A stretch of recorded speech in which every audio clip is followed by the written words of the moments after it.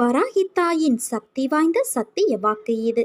என் தங்கமே, நீ என்னிடம் நேற்று பிரார்த்தனை செய்யும் போதே உன்னால் முழுமனதாக பிரார்த்தனை செய்ய முடியாமல் கவலையோடும் குழப்பத்தோடும் இருந்தாய். நடப்பது எல்லாம் உனக்கு குழப்பத்தையும் அச்சத்தையும் தருகிறது என்று சொல்லி வேண்டினாய். உன் குழப்பங்கள் பிரச்சனைகளை இன்று நான் தீர்த்து வைக்கிறேன். நேர்மறை எண்ணத்தோடு உன் வாழ்வில் நீ விரும்பிய மாற்றத்தை பற்றி மகிழ்ச்சியாக சிந்தனை செய். இன்று சில மாற்றங்கள் நீ நடப்பதை காண்பாய். நம்பிக்கையை கைவிடாதே குழந்தையே. உன் மனம் மகிழும் நிகழ்வுகளையெல்லாம் நான் நடக்கச் செய்வேன்.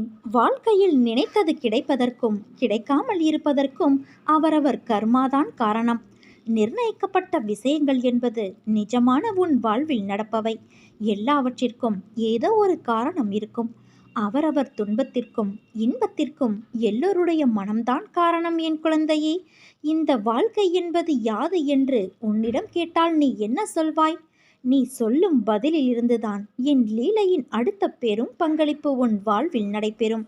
அம்மா, வாழ்க்கை என்றால் ஒரு பிறப்பின் நோக்கமறிந்து வாழ்வதற்கும் ஆன்மா என்ற உருவமற்ற உணர்வுகளுக்கு மதிப்பளித்து அதை நடைமுறையில் செலுத்தி அதற்கான முக்கியத்துவம் கொடுத்து அதை நிறைவு செய்வதில்தான் வாழ்க்கை என்ற சொல்லுக்கும் அர்த்தமும் அதன் பயனும். இந்த பதில் உன்னிடத்தில் வருகிறதா என்பதை முதலில் கேட்டுப்பார்.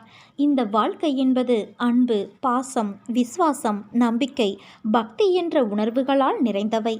ஒருவருக்கு இதை நம்மால் வழங்க முடியவில்லை என்றால் உன் பிறப்பின் முக்கியத்துவம் அறிந்தும் கோபம், வெறுப்பு, பகைமை என்ற வேண்டாத உணர்வுகளால் உன் ஆன்மாவைப் போல மற்றொரு ஆன்மாவிற்கு தெரிந்தும் இந்த வழியை கொடுக்கிறாயே. அதனால் உன்னுள் இருக்கும் நல்லது அடியில் போய் தேங்கிக் கொள்கிறது.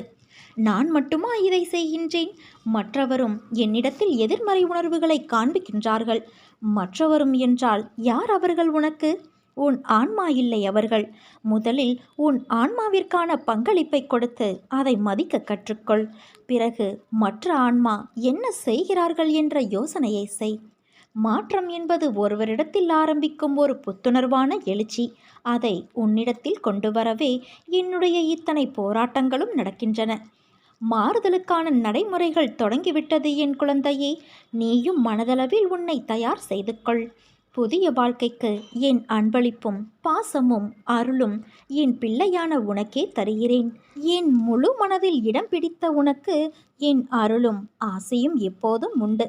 நான் நிரந்தரமாகவே உன் அருகில் இருக்கிறேன் என்று உன் மனம் நம்ப ஆரம்பித்துவிட்ட பிறகு உன் மனதின் வேகங்களும் தீவிரமான உணர்ச்சிகளும் தாமாகவே பலம் இழந்துவிடும். காலப்போக்கில் வேரோடு அறுக்கப்படும். மனம் வேகங்களிலிருந்து விடுபட்டுவிடும். என் தங்கமே, நீ எதற்கும் பயப்படாதே. நான் உன்னோடு இருக்கிறேன். எப்போது எங்கே என்னை நீ நினைத்தாலும் நான் உன்னோடு இருப்பேன். பயம் கொள்ளாதே குழந்தையே. வாழ்க்கையில் எந்த நிமிடம் என்ன நடக்குமோ என்று பயந்து பயந்து வாழ்வதை விடுத்து எனக்கென என் அம்மா இருக்கிறார் என நிம்மதியாக இரு. உன்னை காப்பாற்றி கரை சேர்ப்பது உன் அன்னையான என்னுடைய பொறுப்பு. கவலைகளை மறந்து மகிழ்ச்சியோடு உன்னை வாழ வைக்க உன் அன்னையான நான் வருகின்றேன். இனி உன் வாழ்வில் அற்புதங்கள் பலவற்றை காணப்போகிறாய்.